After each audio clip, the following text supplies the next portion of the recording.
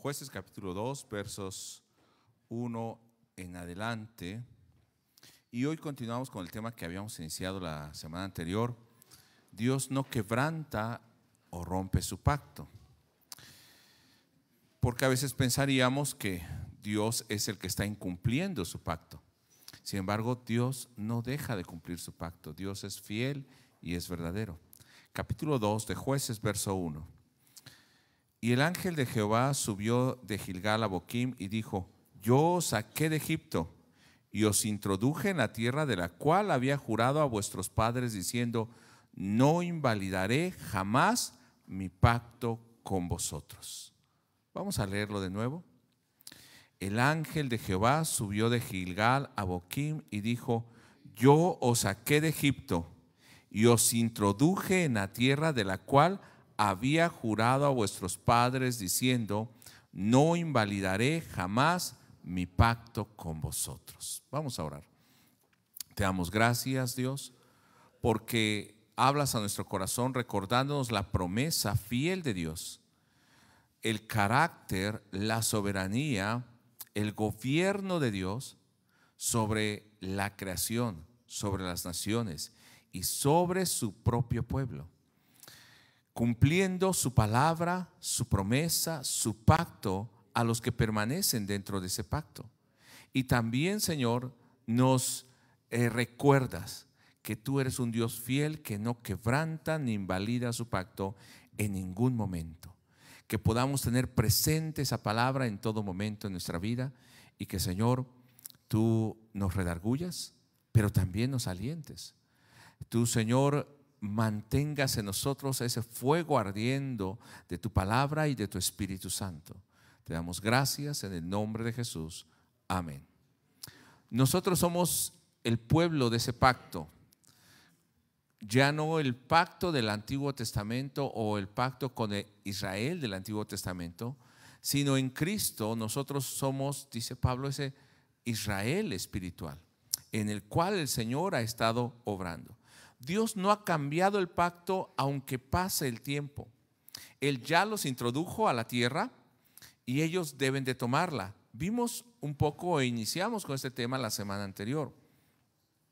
Pero aún conociendo la promesa de Dios y el pacto de Dios, las generaciones van perdiendo la confianza en ese Dios porque no ven las obras de Dios, o se acostumbraron tanto a ver las obras de Dios que piensan que es algo natural, es algo normal.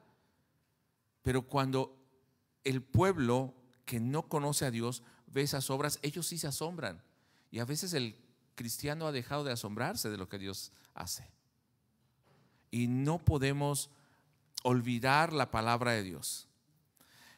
Cuando esa palabra se convierte en una palabra hueca o una palabra monótona, rutinaria, aunque meditemos, pierde el sentido porque hemos dejado de tener comunión con Dios. No hay una comunión espiritual. La palabra que el Señor nos da, aunque es una letra escrita, es palabra y es vida. Son espíritu y son vida estas palabras. Pero cuando leemos o estudiamos o aprendemos la Biblia o aún la practicamos como algo muerto, ¿qué diría Primera de Corintios? Bueno, Pablo, ¿qué diría? Es címbalo que retiñe. Y estuvimos viendo en Primera de Corintios, si no hay amor, de nada sirve.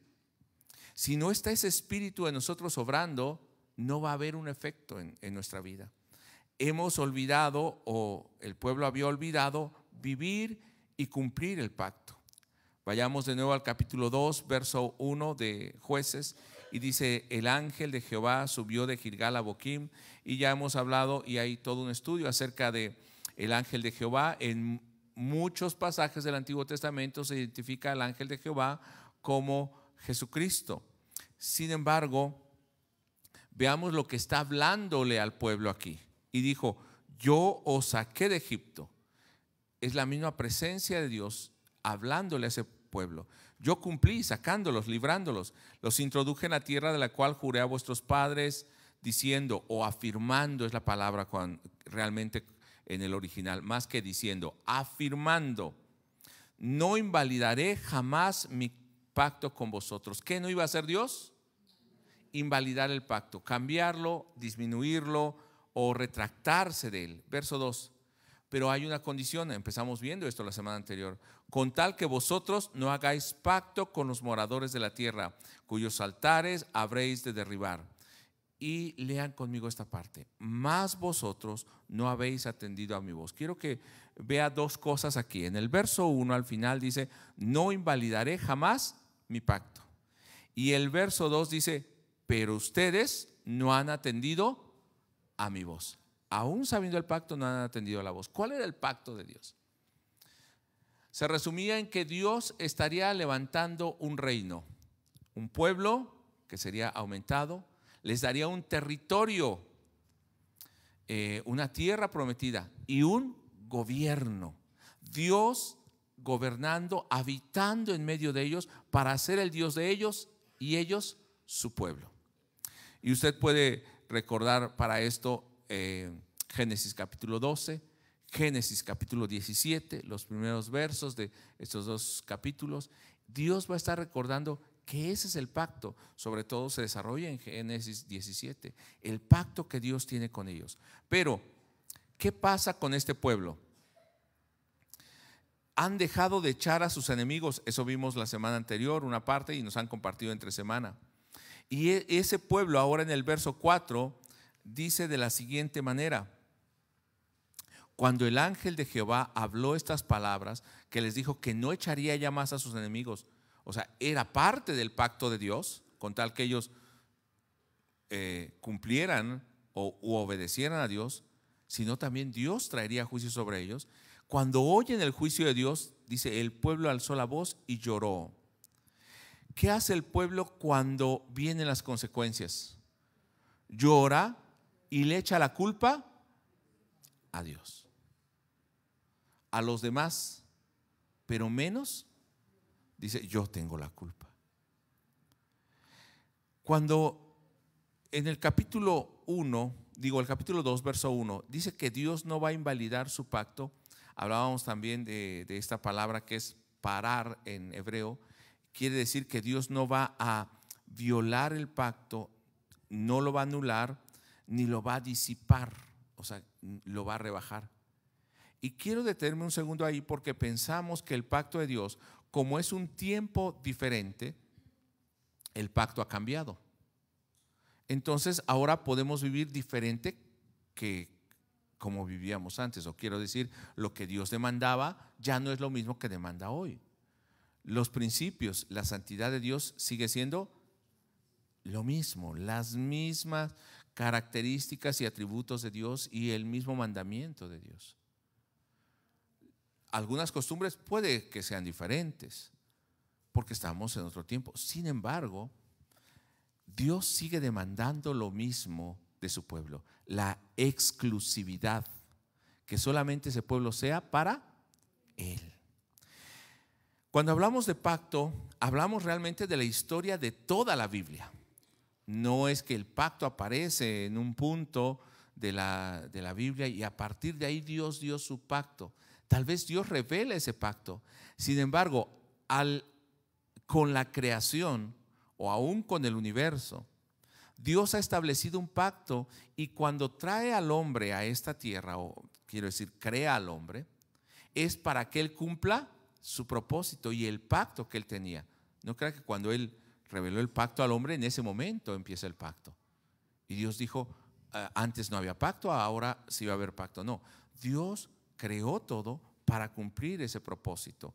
Ese es el pacto de Dios. Y hay un teólogo que se llama Louis Berkhof, que dice que cuando Dios establece ese pacto con el hombre, lo hace de manera unilateral. Quiere decir, el hombre no interviene. De hecho, con la naturaleza, con la creación, ¿estaba el hombre? No.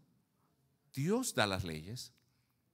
Cuando Abraham no conocía a Dios, Dios lo llama y Dios es el que le da el pacto.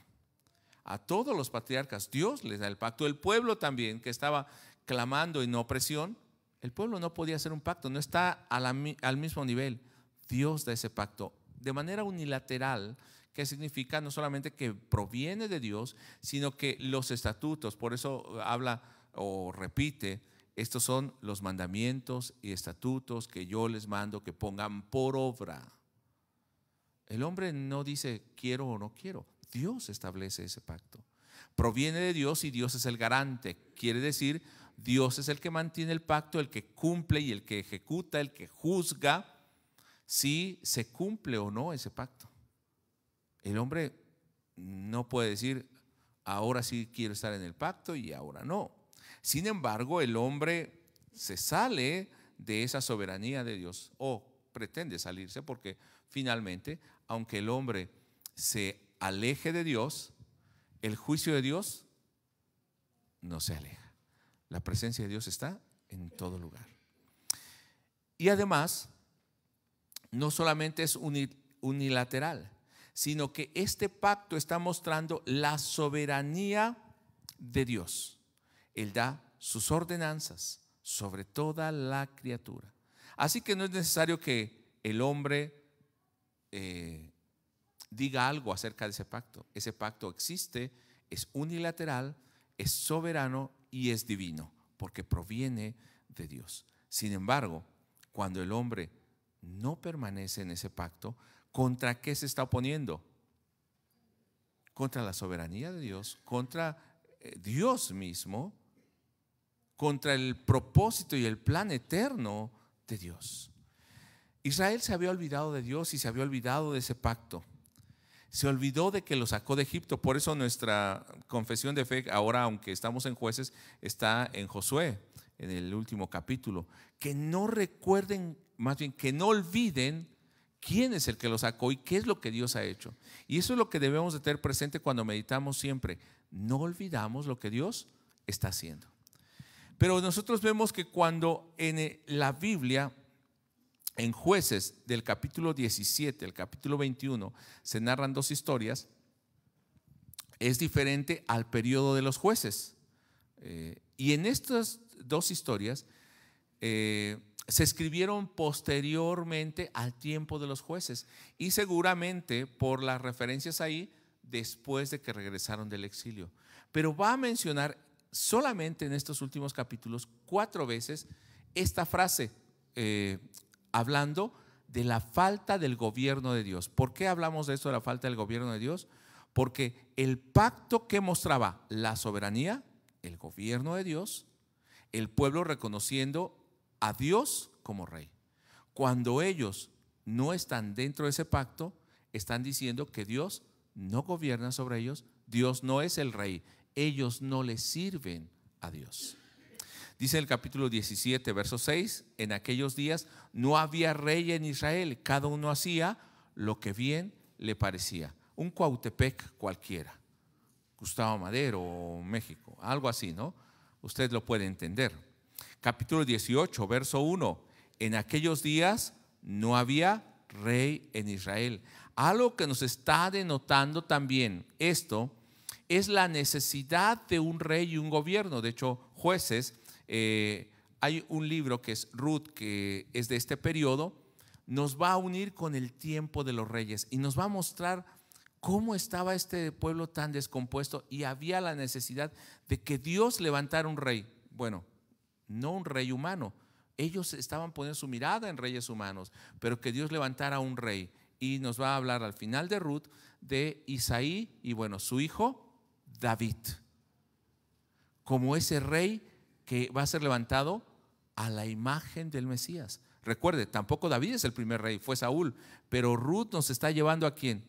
Al rey que era conforme o el prototipo del Mesías o del enviado, que salvaría a su pueblo. Capítulo 19, verso 1. En aquellos días, cuando no había rey en Israel.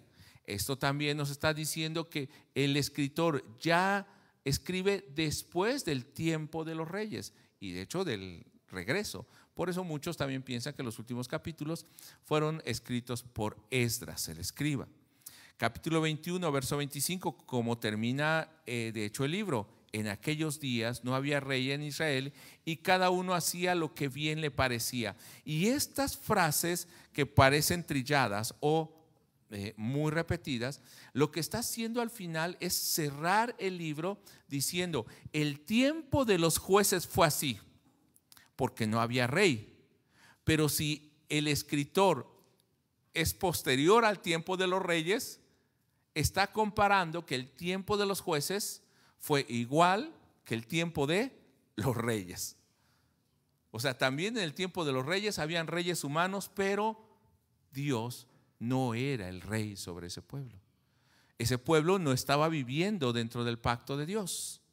Vivir dentro del pacto de Dios implica que el pueblo está reconociendo a Dios como rey. Implica que está comprometido a servir al Señor. Decíamos hace rato que el dador y el garante del pacto, ese pacto unilateral, es Dios. Y cuando el pueblo no permanece dentro de ese pacto, está disminuyendo la soberanía de Dios, está rebajando a Dios a un rey, a un hombre o a un juez humano, o a veces hasta menos que el hombre, porque cree que Dios está a su servicio. ¿No es lo que hacen las religiones paganas? Tienen un Dios para cada cosa. Este Dios ya no me sirve, pongo otro, ¿o no? Para el camino está este. Para las causas imposibles está este, ¿no? Y para otra más imposible lo pongo de cabeza.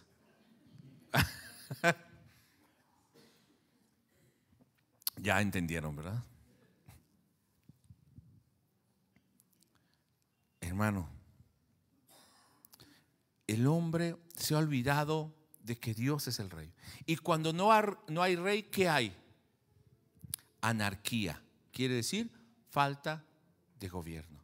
Y entonces salimos a las calles, rayamos las calles, rompemos las ventanas, le pegamos a la autoridad y le pegamos a todo mundo. Y además, yo tengo el derecho y se me tiene que respetar. Es paradójico, ¿no? Y no crea que esto es solo en México, en todo el mundo. Y además, alguno dice: bueno, yo vengo a reclamar mi derecho. Está bien, tenemos derechos como ciudadanos.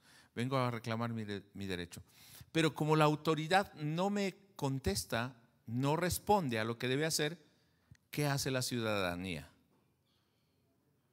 Sale y para el periférico, el tráfico, los servicios, ¿o no? Quebrantando una ley o leyes, está demandando su derecho. ¿Por qué? Porque el mundo está de cabeza. No hay un gobierno. Perdón, no estoy hablando del gobierno de México, eso. Perfecto. No es sarcasmo, ¿no? Pero no está el gobierno de Dios. Eso es lo que necesitamos. Ahora, saliendo de esto, de lo que podemos ver físicamente, en lo espiritual, ¿qué es lo que pasa cuando no estamos dentro del pacto? No estamos reconociendo la soberanía de Dios. Hay una anarquía en nuestra vida. Y eso se manifiesta ¿dónde?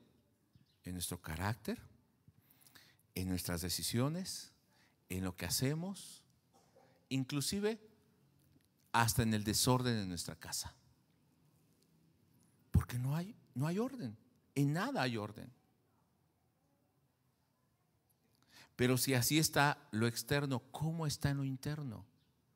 Nuestra vida está desordenada, está en angustia, está en zozobra, porque nos hemos olvidado de que Dios es el que dio el pacto, que lo sostiene. De hecho, ni siquiera hacemos mucho nosotros o nada, solamente confiamos en el pacto y en la palabra de Dios. Dependemos de Él. El pacto entonces implica que este pueblo debe vivir en obediencia a Dios. Cuando no hay rey en Israel, no hay rey en la vida, cuando Jesucristo no es el Rey de reyes y Señor de señores, no hay dirección. Estamos olvidando el propósito por el que fuimos creados, por el que el Señor nos llamó, porque Él quiere habitar en nosotros, quiere ser nuestro Rey, que nosotros seamos su pueblo. Olvidamos el pacto, pero Dios siempre va a estar recordando ese pacto. Y a veces lo va a recordar de maneras difíciles. No sé si le ha pasado que está un ventilador así y los niños, ¿qué quieren hacer? Meter el dedo. ¿Usted no, verdad? ¿O a veces todavía? No, ya no. ¿Por qué? ¿Por qué no quiere meter el dedo usted y el niño sí? Porque usted ya aprendió que si mete el dedo le duele o hasta le corta. Y esto es lo que pasa cuando no hemos aprendido. A veces estamos insiste e insiste en transgredir la ley de Dios. Y decimos, mira, es que Dios me dejó hacerlo. Es como el niño que está ahí, queriendo meter el dedo. ¿Y qué hacemos? O quiere tocar la plancha. ¿No le ha pasado? ¿Y qué hacemos? ¿Le ponemos la mano? No lo vaya a hacer. Pero ¿qué hacemos? Le acercamos la mano para que sienta el calor. Mira, si haces esto te vas a quemar. O al niño va a meter el dedo y le hacemos, a ver, nada más tócalo tantito. Y ya no lo mete, ¿no? O el café está caliente. ¿Y qué le decimos al niño? Le dejamos que lo toque, ¿no? Tantito así. Y ya el niño dice, ya no lo toco. Bueno, Dios es así, es paciente con nosotros. Pero a veces dice, ¿insistes? Bueno, ahí está. Pero a veces, aún con las consecuencias, ¿cómo es el hombre? ¿Cómo son los hombres? ¿Y las mujeres? Bueno, es que yo creí que nada más decía a los hombres, ¿no? A veces insistimos en lo mismo. Pero dice el capítulo 2, verso 15. Aunque Dios les había dado la tierra y tenían victorias en el primer capítulo, dice ahora ¿cuál es la consecuencia? Por donde quiera que salían, la mano de Jehová estaba contra ellos para mal, como Jehová había dicho. Ese como Jehová había dicho es, Dios está cumpliendo su pacto. Y como Jehová se lo había jurado, y tuvieron gran aflicción. Ahora, a lo que quiero llegar con este verso es, el cumplir o dejar de cumplir el pacto con Dios va a hacer que vengan consecuencias. Pero no solamente el poder del enemigo levantándose, sino que ahora Dios mismo es el que permite que ese enemigo se fortalezca. Y vemos tanto en el capítulo 2 como en el capítulo 3 que luego veremos los versos, pero dice que Dios deja a esos enemigos para probarlos. O sea, para que siempre estén pendientes o cuidando el obedecer a Dios y sepan las consecuencias. Cuando nosotros dejamos de estar en el pacto de Dios, vamos a tener sí o sí consecuencias. Pero no solamente es el enemigo. Ahora, ¿qué dice en el verso 15? La mano de Jehová estaba contra ellos para mal. No importa qué tan grandes o cuántos enemigos sean, o no haya enemigos y haya paz, pero que Dios esté contra ese pueblo, eso sí es de temer. ¿Y contra quién estaba Dios? Contra su mismo pueblo. Eso es difícil. Y le voy a decir algo. ¿Cuántos de nosotros al oír esto decimos, ay, ese no es el Dios que a mí me gusta? Pero es el Dios que está en la Biblia. Y cuando no predicamos ese Dios, estamos engañando. Y el no enseñar correctamente eso hace que el pueblo tampoco viva de manera correcta, porque no conoce a Dios. Y aún para cumplir ese pacto en la desobediencia del pueblo, Dios va a levantar jueces. No crea que se levantaron jueces porque eran muy valerosos, sino Dios levantó a jueces para que Él cumpliera su pacto con ese pueblo desobediente. Ahí nos reflejamos cada uno de nosotros. Estos jueces representan hasta cierto punto la decadencia moral y espiritual, y se refleja hasta el extremo. Déjeme mencionarle algunos jueces. Abimelech, para él tomar el liderazgo, quiso ser rey. De hecho es el primero que se proclama rey entre las tribus, aunque no estaba unido. mató a sus 70 hermanos, así, sanguinario, porque él quería el poder. Jefté, ¿qué hizo Jefté? Con la costumbre de los pueblos paganos, ¿qué hace él? Dice: Señor, si tú me das la victoria, la primera persona que salga la voy a sacrificar a ti. ¿Dios recibía esos sacrificios? Pero así lo hacían los pueblos paganos. Y quien salió fue su hija. ¿Vemos qué mal estaba el pueblo? Y estos son los líderes. Sansón, ya mencionamos de él la semana anterior, es un reflejo de la decadencia espiritual del pueblo. Capítulo 2, versos 18 y 19.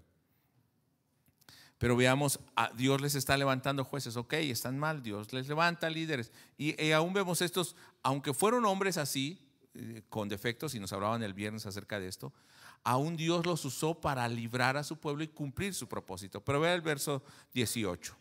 Cuando Jehová les levantaba jueces, Jehová estaba con el juez y los libraba. O sea, no eran ellos, sino Dios. Era el Espíritu de Dios que estaba en ellos para librar al pueblo. Aun cuando Sansón está en las columnas, él clama porque ha ofendido a Dios, ha desobedecido a Dios, y aún clama y pide que el Señor le dé fuerzas nuevamente.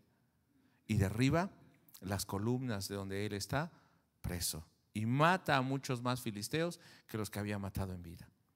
Entonces Jehová estaba con el juez y los libraba de mano de los enemigos todo el tiempo de aquel juez.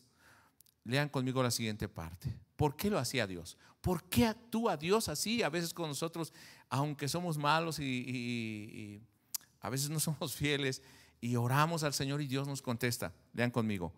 Porque Jehová era movido a misericordia, o sea, a compasión por sus gemidos a causa de los que los oprimían y afligían.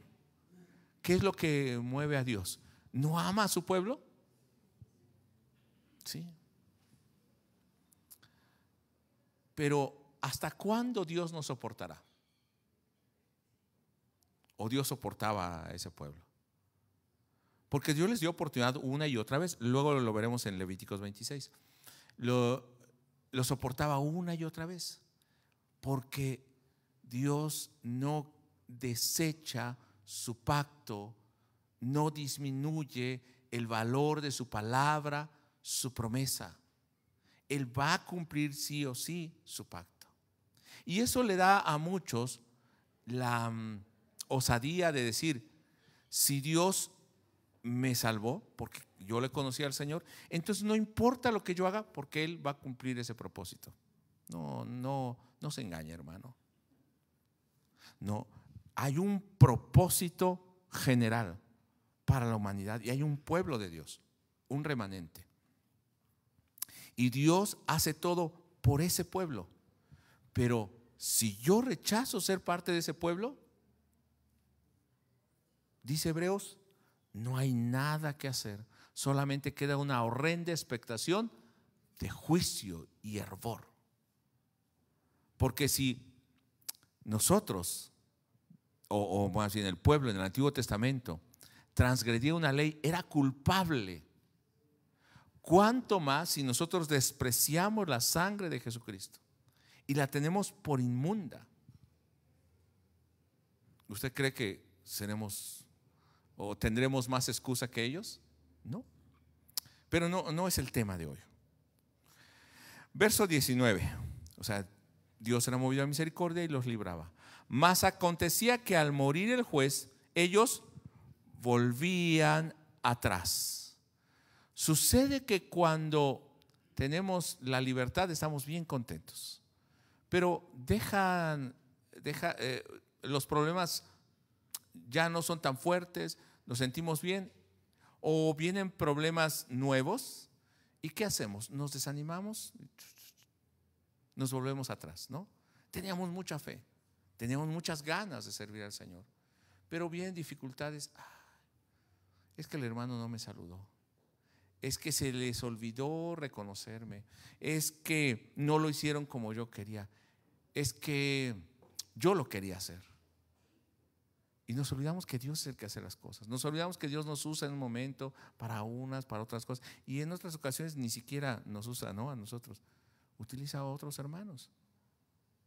Se nos olvida, ¿y qué pasa? Nos volvemos atrás, nos empezamos a desanimar. Pero no solamente pasa eso, dice en el verso, y se corrompían más que sus padres. Y ese más, si vemos al pueblo cómo estaba, el decir más no es poco, es que cada vez se corrompían. ¿Qué significa corromper?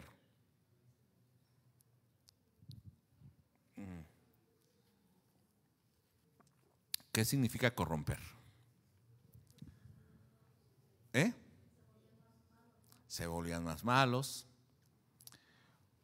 ¿Qué pasa con un cadáver cuando acaba de morir? Está rígido, no huele mal, pero pasan unas horitas y empieza a oler mal. Si pasaran 2 días, si pasa una semana, eso es corromper. Se va echando a perder, se va descomponiendo cada vez más. Eso es corromper. Aquello que podía permanecer puro se va corrompiendo también, se va echando a perder. Y entonces, ¿qué hicieron? Siguieron a dioses ajenos para servirle e inclinándose delante de ellos, y no se apartaban de sus obras. ¿Qué significa? Que todo lo malo que hacían lo continuaban haciendo. Esta parte, aunque es una pequeña frase, dice, y no se apartaban de sus obras. Quiere decir que Dios les hablaba, Dios les levantaba jueces, los libraba, pero ellos continuaban haciendo lo mismo.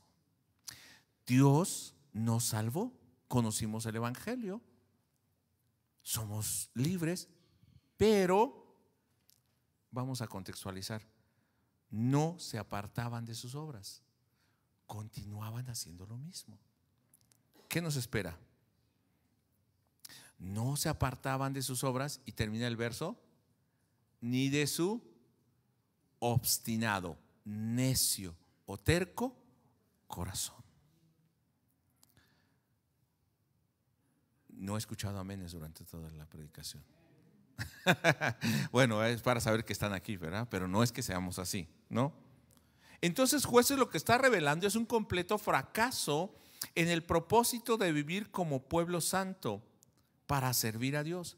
Y no es para desanimarnos, sino para mostrarnos cuál era la realidad de ese pueblo y cuál puede ser la realidad de nosotros.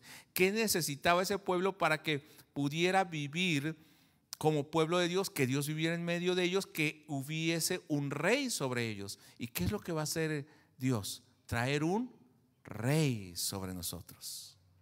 Un reino eterno, Daniel capítulo 7. Un rey que va a levantar un reino que es santo, un reino eterno, que no se corrompe, no como los reinos humanos. Entonces, ese pueblo había olvidado esa promesa de Dios, y el pueblo quebrantaba el pacto una y otra vez al morir el juez. Dice en Jueces 2, verso 8, pero murió Josué, verso 10, y toda aquella generación fue reunida a sus padres, o sea, también murió. Y se levantó después de ellos otra generación que no conocía a Jehová ni la obra que la obra que él había hecho por Israel. El pueblo quebrantaba el pacto no porque no conociera de Dios, sino porque no conocía a Dios, no tenía una comunión con Dios. El desconocimiento de Dios, porque tampoco estaba Josué, el líder, ni estaban ya los demás líderes. El desconocimiento de Dios lleva a la apostasía, nos muestra estos versos. ¿Qué significa apostasía en el pueblo? Significa empiezan a renunciar o abandonar la fe que ellos tenían, empiezan a olvidar los principios, empiezan a olvidar su identidad. Ahora la iglesia de Cristo, ¿qué dice? Mira, no hay diferencia entre nosotros y el mundo, así que el mundo o los del mundo bien pueden venir a la iglesia sin ningún problema. Si hemos llegado a ese punto, cuidado. Pero generalmente, ¿qué es lo que va a ver la gente del mundo? Esos de la iglesia son diferentes. Tal vez no son diferentes porque todos utilizan traje o corbata, no. O porque hablan otro idioma. Nos parecemos a ellos, vestimos muy similar a ellos, comemos las mismas cosas que ellos. Pero las diferencias, aunque son, voy a decir pocas, son abismales. Voy a hablar primero de lo externo. Aunque no tenemos otro idioma, nuestro lenguaje es diferente, ¿o no? Aunque pasamos por problemas igual que ellos, nuestro corazón y nuestra intención es diferente a la de ellos. Aunque vestimos la misma ropa que ellos, nuestro propósito también es diferente, porque no lo hacemos ni para sensualidad ni para exhibir, no, sino debe ser decente. Aunque vivimos en la misma situación y enfrentamos los mismos problemas, dificultades, trabajos, nuestro corazón busca el bien del otro. Podemos ser muy parecidos, estamos hablando de lo externo, aún hasta ahí. ¿Cuál es la diferencia grande que hay? Que aunque ellos trabajan, hacen todo, viven y disfrutan el mundo, están muertos espiritualmente. Pero nosotros, aunque a veces enfrentemos luchas y dificultades, hemos resucitado. Dios nos ha dado vida. Hemos nacido de nuevo. Por eso vivimos con una perspectiva diferente, con un corazón diferente. Porque hemos nacido de nuevo. Hemos nacido, como diría Juan 3, del cielo, de arriba y no de la tierra. La apostasía, ¿qué significa? Y nos dice que en el verso capítulo 2, verso 11 después los hijos de Israel hicieron lo malo ante los ojos de Jehová, y hablamos un poco de esto la semana anterior. Hicieron lo malo ante los ojos de Jehová. ¿Y sabe qué es hacer lo malo ante los ojos de Jehová? Lo vamos a ver en los siguientes versos. Pero en resumen es, hicieron lo malo es igual a provocaron la ira, o como consecuencia es provocaron el enojo de Dios. Porque siempre pensamos, es que Diosito es tan bueno. Ni es Diosito, aunque sí es bueno. Pero Diosito es tan bueno que no importa lo que hagamos, Él no nos va a condenar, nos va a salvar. No es el pensamiento del mundo, pero ese pensamiento también se ha metido en la iglesia. Pero hacer lo malo, dice la palabra de Dios, que provoca la ira de Dios, provoca el enojo de Dios. No sé si es la misma Biblia que usted lee como la que yo leo. Dice el verso 11, después los hijos de Israel hicieron lo malo ante los ojos de Jehová y sirvieron a los Baales, dejaron a Jehová, Dios de sus padres, que los había sacado de Egipto. Y al final del verso 12, lean conmigo, y provocaron a ira a Jehová. Lo que ellos hicieron malo, ¿qué hace? Como consecuencia, provoca el enojo de Dios. ¿Y qué es eso malo que hicieron? Lo malo que hacen no está hablando solamente de obras comunes. Yo ayudo a la gente, yo hago esto. Mira, moralmente o éticamente soy muy correcto. No está hablando de esto, sino dice en los siguientes versos, de hecho empezamos leyendo el verso 12, 11 y 12, cómo hicieron lo malo. Al final del 11 dice, sirvieron a los Baales. Ya no sirvieron a Dios, sino a los Baales. Luego dejaron a Dios. ¿Qué significa dejar a Dios? Se apartaron, lo abandonaron a Dios. ¿No hemos dejado a Dios en ocasiones? No, pero yo estoy en la iglesia. Sí, pero a veces, ¿qué distancia hay en mi comunión con Dios? Dice que se fueron tras otros dioses. ¿Qué es esto? Dios decía para allá, pero aquel Dios me llama más la atención, voy para allá. Dice que sirvieron a Baal y Astoret o Astarot. Verso 14. Nos había dicho al final del verso 12 que provocaron la ira de Dios. Pero el verso 14 dice, y se encendió contra Israel el furor de Jehová. ¿Qué significa se encendió el furor de Jehová? En nuestras palabras, hervía de coraje, de enojo. No, ese es nuestro español. O sea, un Dios que está airado de esa manera. No sé si a usted le pasa a veces ver esto. Yo vi una noticia esta semana y dije, no lo puedo creer. Una madre con su hijo, bueno, ella busca un esposo, un padrastro, y maltrataban al niño. Pero ese padrastro mata al hijo de 6 años. Y todavía la madre encubriendo al niño. O historias de que el padrastro o madrastra golpea a los hijos. En Argentina, 2 mujeres, que bueno, ya sabemos la ideología.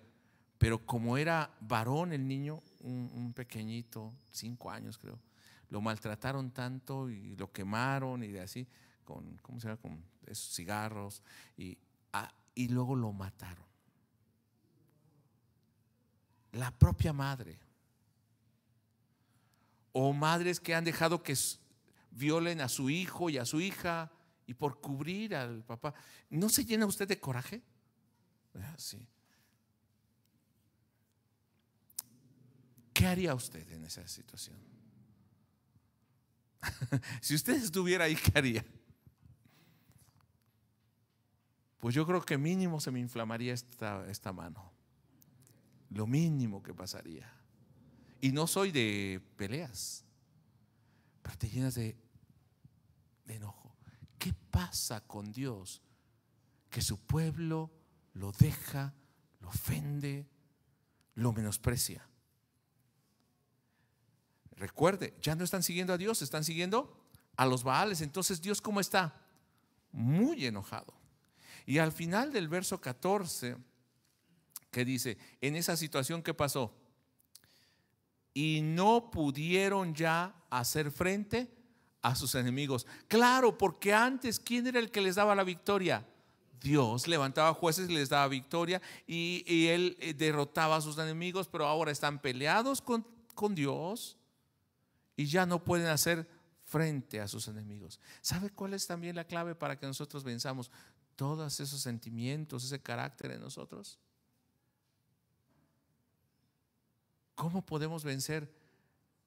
Cuando nosotros sometemos, humillamos nuestra vida delante de Dios para que Él gobierne. Sino luchando con nuestras propias fuerzas, vamos a terminar así. No pudieron ya hacer frente a sus enemigos. Y seguimos en un círculo vicioso. Entonces el verso 15, como consecuencia, recuerde, decimos, no pasa nada si yo desobedezco a Dios. La historia está como ejemplo para nosotros. Dice el verso 15, lean conmigo, por donde quiera que salían, los enemigos estaban contra ellos. ¿Así dice? La mano de Jehová estaba contra ellos para mal, como Jehová había dicho y como Jehová se los había jurado, y tuvieron la gran aflicción. Esto es lo que Dios hace. Y lo he repetido cuántas veces la semana anterior y hoy ya 2 veces este verso. Podemos tener muchos enemigos, pero si nos llamamos el Israel espiritual, ¿sabe qué significa Israel o Yisrael? Es el que pelea junto a Dios, no con Dios, porque muchas veces decimos con Dios como que estamos peleados con no, junto a Dios. Dios va allí con nosotros. Podemos tener muchos enemigos y cantábamos hace rato, nada me moverá. Y diré al Señor, tú eres mi escudo, mi fuerza, mi porción, mi libertador. Pero si vamos en camino opuesto a Dios, allí sí debemos de temer, porque la mano de Dios estará con nosotros. Podemos ganar el mundo, pero si la mano de Dios está contra nosotros, hermano, de nada nos sirve. Hacer lo malo es renunciar a Dios. El pacto de Dios sigue cumpliéndose, sigue íntegro, no ha cambiado nada. Dice el verso 13 nuevamente,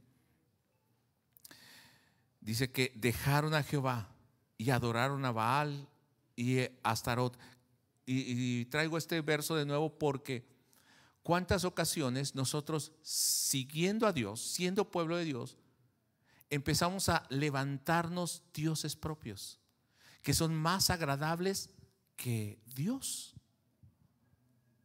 porque es más agradable su culto a ese Dios o a esos dioses. Estoy hablando del Dios dinero, que el Dios comodidad, el Dios paganismo, no sé. Y eso se empieza a meter en nuestra vida en la iglesia y nos estamos levantando dioses. Porque llega al punto en que ya después, en el tiempo de los reyes, se divide el reino del norte y el sur, y el reino del norte decía que servía a Dios, pero con las costumbres de los pueblos paganos. Levantaron sacerdotes que no conocían la ley de Dios, sino ellos inventaron su propia ley, sus propias doctrinas. Levantaron días de fiesta, o para esos días de fiesta no eran fiestas normales, sino para honrar a Dios, los que ellos consideraban. Y como el pueblo no podía adorar a Dios, a un Dios que no veían, les levantaron 2 becerros en 2 lugares. Y esto pasa con el pueblo. A veces queremos ver cosas visibles para imaginarnos que eso es Dios. Queremos hacer las cosas a nuestra manera y Dios lo tiene que aceptar. Y esto no es así. Volvemos al verso 14. En esta situación, ¿qué hace Dios? Recordando que lo acabamos de ver, la ira de Dios se enciende, el furor de Dios se enciende, y entonces no podremos ya hacer frente a nuestros enemigos. Nosotros vemos no solamente el círculo vicioso del pueblo y cómo Dios los levantaba, sino también vemos un círculo, o más bien una secuencia. ¿Cómo se llama esto? Se me olvida. Un ciclo, gracias, un ciclo de cómo Dios también está obrando en esa ira. Provocan la ira a Dios, entonces Dios los entrega en manos de robadores, Dios los vende a sus enemigos, no pueden hacer frente a ninguno de sus enemigos, y la consecuencia final es que la mano de Dios está contra ellos.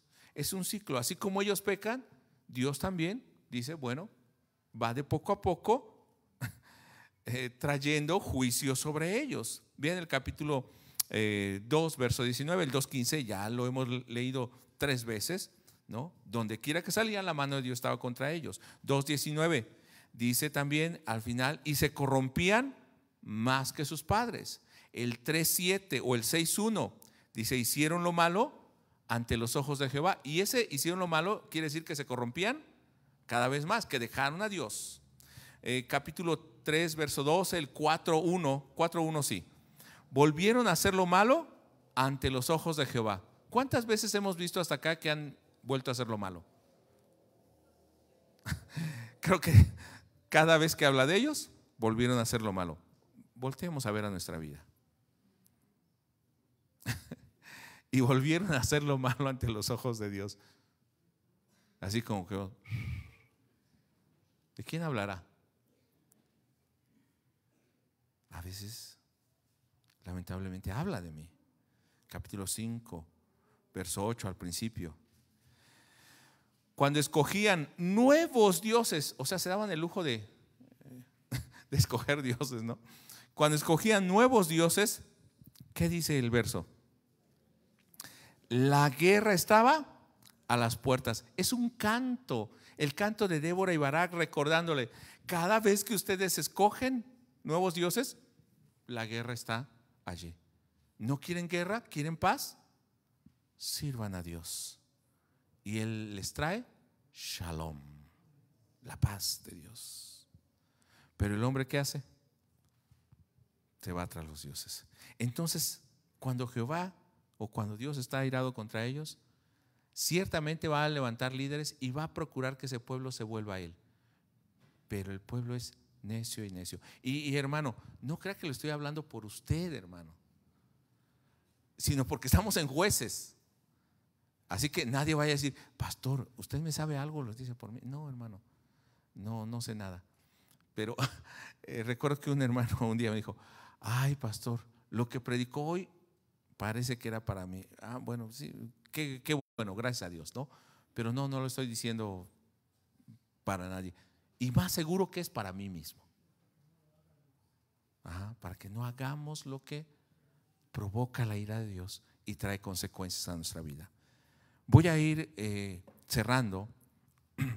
Y de hecho todavía no termino el tema, porque hay más que hablar de esto. Porque todo Jueces habla de esto.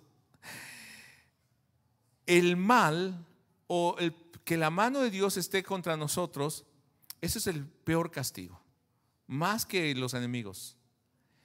Pero el bien de obedecer a Dios no es para Dios, es para mí. El mal, porque yo desobedezca a Dios, el mal no es para Dios. No le causo nada a Dios. El mal es para mí. O sea, es algo tan sencillo que podríamos entender, pero en ocasiones no lo hacemos. Entonces, voy a ir a Levíticos 26 para ir cerrando el día de hoy. Y Levítico fue dado al pueblo cuando estaba en el monte Sinaí. O sea, cuando ellos salieron, estuvieron todo un año ahí. Y ahí Dios les dio mandamientos. Y ahí estuvieron hasta que levantaron el tabernáculo. Pasaron 39 años, 38 años y meses, ¿no? Más bien. Y anduvieron en el desierto. Y ellos ya tenían esta ley. Entran a la tierra en el tiempo de los jueces, unos 10 años más de Josué conquistando. Estaríamos hablando de 50 años. Y luego viene todo el tiempo de los jueces. Entonces ellos ya sabían esta ley, ¿cierto? La tenían presente. Deuteronomio va a ser la lectura de la segunda ley a la nueva generación que va a entrar a poseer la tierra. Entonces también ellos sabían la ley. De hecho, aún se pusieron en el monte Ebal y Gerizim, y cuando se pronunciaba la ley que decían, maldito va a ser el que haga esto, ellos ¿qué decían? Amén, así sea. O sea, eso es lo que Dios dice, que lo cumpla. Aceptaban el gobierno de Dios. Pero vea qué era lo que Dios hacía. No es que, si bien Dios estaba airado, no es que Dios quisiera destruir a su pueblo, sino cada vez que traía juicio era arrepiéntete. Era una señal de alarma. Mire, capítulo 26, verso 1 en adelante. No haréis para vosotros dioses. Y les va a decir qué dioses no van a hacer. Al final del verso dice, porque yo soy Jehová vuestro Dios. No se hagan dioses, porque yo soy su Dios, nada más. Verso 2. Guardad mis días de reposo. O sea, tengan esa paz de Dios, ese reposo, y tened en reverencia mi santuario, yo Jehová. O sea, ustedes guarden.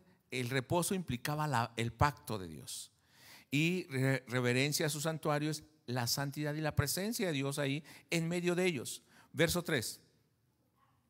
Si anduvieres en mis decretos y guardareis mis mandamientos y los pusiereis por obra, entonces va a empezar a hablar de todas las bendiciones, igual que Deuteronomio 28. Hasta el verso 13 va a estar hablando de esas bendiciones en Levítico 26. En Deuteronomio va a ser hasta el 14. Pero vea lo que dice el verso 11 de Levítico 26. O sea, si ellos andan en sus mandamientos, ¿para quién era el bien? Para el pueblo. Pondré mi morada en medio de vosotros y mi alma no os abominará. Pondré mi morada, 1, y no los voy a aborrecer o odiar o abominar o desechar, pero sí guardan mis mandamientos. Entonces, si no guardan sus mandamientos, ¿qué va a pasar? Dios no va a habitar en medio de ellos. ¿Y qué más? Y los va a desechar, los va a vomitar. Eso es abominar. Eso es entendible, ¿verdad? Verso 12. Si ustedes guardan mis mandamientos, decía el 3, concluye el 12, andaré entre vosotros y yo seré vuestro Dios y vosotros seréis mi pueblo. Verso 13, yo Jehová, vuestro Dios. Al final del verso, que os he hecho andar con el rostro erguido, porque ustedes eran esclavos, pero yo les di dignidad y los levanté con el rostro erguido. ¿Qué éramos nosotros antes de conocer al Señor? Son nacidos en pecado, como dice el salmista. En pecado me concibió mi madre. En pecado nací. Y hemos vivido en pecado. Y estábamos humillados por el enemigo. Pero el Señor nos salvó, nos levantó y nos hizo andar erguidos. Nos dio vida con Él. Pero quebrantar el pacto a partir del verso 14, que dice: pero si no oyereis, ni hicieres todos mis mandamientos, y si desdeñares mis decretos, o sea, los haces como tú quieras, estos sí me gustan, estos no, etc. Y vuestra alma menospreciare mis estatutos, estamos menospreciando a Dios, no ejecutando todos mis mandamientos e invalidando mi pacto. O sea, ¿qué es invalidar el pacto? Dios sí guarda su pacto, pero ahora el hombre está invalidando el pacto. Está siendo discrecional. Lo que quiere cumple y lo que no, no lo cumple. O como él quiere. Verso 16. Yo también haré esto con vosotros, igual como Dios trajo bendición. Si no le obedecen, ¿qué va a hacer Dios? También va a actuar de una manera. Enviaré sobre vosotros terror, extenuación, calentura. Y dice que todo esto que va a venir sobre ellos va a atormentar su alma. México 2024. La situación está que a veces decimos: ¿ir a Tepito a comprar algo? No. Ya no queremos ir. O salir muy noche, ya no. Ni al jardín, dice, de aquí de Barrio Bajo, no, porque ya está muy peligroso. ¿O no? Verso 17. ¿Qué es lo que hace Dios contra aquel que no guarda sus mandamientos? Pondré mi rostro contra vosotros y seréis heridos delante de vuestros enemigos, y los que los aborrecen se enseñorearán de vosotros, y huiréis sin que haya quien los persiga. O sea, temor, aunque ya ni alguien te persiga. ¿O no es así? A veces ni siquiera hay nadie, ya no hay tanto peligro, pero ya tenemos temor. Verso 18. Vea, esto es lo más importante. Y si aún con estas cosas no me oyereis. Propósito de Dios. ¿Para qué trajo este juicio sobre el pueblo? Para que el pueblo volviera a oír a Dios y su voz. Pero si se volviera a Él, si no me oyes, yo volveré a castigaros 7 veces más por vuestros pecados. A ver si entiendes, diríamos, ¿no? En nuestro español. Verso 19. Y quebrantaré la soberbia de vuestro orgullo. ¿Qué quería Dios? Quebrantar el corazón de ese pueblo. Y dice que va a cerrar aún la lluvia y bueno, todo, los cielos. Verso 21. Si anduviereis conmigo en oposición y no me quisiereis oír, yo añadiré sobre vosotros 7 veces más plagas según vuestros pecados. Sigues pecando, yo traigo más juicio, pero yo quiero que me oigas. ¿Sí se da cuenta, hermano? No es que Dios te castigo porque estoy muy enojado y me voy a desquitar. No, quiero que me oigas, que te vuelvas a mí. Verso 23. Y si con estas cosas no fuereis, ¿qué, hermanos? Corregidos. Dios quiere que cambiemos. Verso 27. Y si con esto no me oyereis. O sea, ¿cuántas veces siempre estamos poniendo nuestra mirada en el castigo? No, pero más bien en el propósito de Dios tenemos que poner nuestra mirada. Dios quiere que lo oigamos, que seamos corregidos. Verso 28. Procederé en contra de vosotros con ira y os castigaré aún 7 veces más por vuestros pecados. Y comeréis la carne de vuestros hijos y comeréis la carne de vuestras hijas. Eso no pasó en el tiempo de los jueces, pasó en el tiempo de los reyes. O sea, todo ese tiempo Dios estuvo hablándoles. ¿Y qué hizo el pueblo? No le oyó ni fueron corregidos. Verso 40. Entonces Dios llega al extremo de echarlos de la tierra. A veces Dios nos lleva al punto más difícil de nuestra vida. Pero ¿qué era lo que Dios estaba buscando? Verso 40. En esa situación, allá alejados, ¿qué van a hacer? Y confesarán su iniquidad y la iniquidad de sus padres por su prevaricación con que prevaricaron o pecaron contra mí, y también porque anduvieron conmigo en oposición. O sea, hasta que ustedes se den cuenta y se vuelvan a mí. Por eso yo les digo una frase muy mexicana de mi tiempo, no sé si ahora lo digan: flojito y cooperando, ¿no? O sea, resistirnos tanto a Dios, ¿qué pasa? Nos trae cada vez más juicio. Pero si Dios nos corrige y nosotros entendemos y obedecemos, dejamos de sufrir, ¿no? Nos oponemos a Dios, no vamos a ganar. Pero nosotros somos obedientes a Dios. Y entonces, aunque Dios nos haya corregido y nos haya llamado la atención, Dios tiene misericordia con nosotros. Verso 42. Entonces yo me acordaré de mi pacto con Jacob y asimismo de mi pacto con Isaac y también de mi pacto con Abraham. Me acordaré y haré memoria de la tierra. ¿Me acordaré de qué, hermanos? De mi pacto. No es el pacto de ustedes, es mi pacto que yo les he dado. Y el acordarse no quiere decir que Dios haya olvidado. Entonces yo voy a cumplir esta parte del pacto que yo tenía para ustedes, antes que anduviesen de esa manera. Concluyo, hermanos. Los ídolos modernos que hoy tenemos, las costumbres que habitan en medio de nosotros, nos arrastran y nos envolvemos en tantas cosas que estamos menospreciando la santidad y el pacto de Dios, el gobierno y el señorío de Dios. Pero eso nos deja expuestos a la ira de Dios y ser desechados o echados de su presencia. Lo que Jueces nos está mostrando es una advertencia a nuestra vida para que nosotros no vivamos como ellos.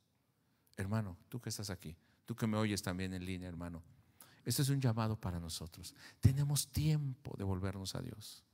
Tenemos tiempo para buscar a Dios. Estamos vivos. No esperemos hasta que digamos, si hubiera oído a Dios, si hubiera atendido a su voz. Ya no habrá, hubiera.